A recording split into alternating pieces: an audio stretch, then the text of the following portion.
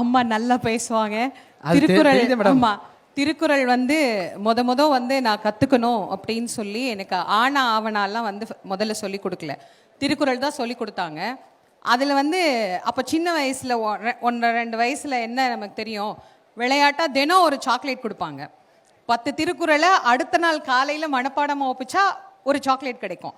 அடுத்த நாள் 10 படிச்சுட்டு 20ஐயும் மொத்தமாக சொன்னால் ஒரு சாக்லேட் கிடைக்கும்.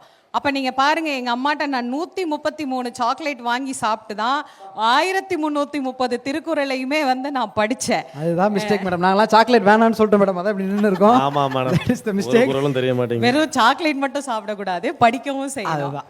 That's the point. இன்னைக்கு வரைக்கும் தினம் ஒரு புத்தகம் படிக்கணும் அப்படிங்கிற அந்த எண்ணத்தை வந்து அவங்க விதைச்சி, வாரியார் சாமி என்ன சொல்லி கொடுக்க சொன்னாரோ அதை சொல்லி கொடுத்து இன்னைக்கு இந்த அளவுக்கு வந்து மங்கையர்கரசியாய் வந்து மிளிர்கிறேன் அப்படின்னா இதுக்கு காரணம் அப்பா அம்மா தான்.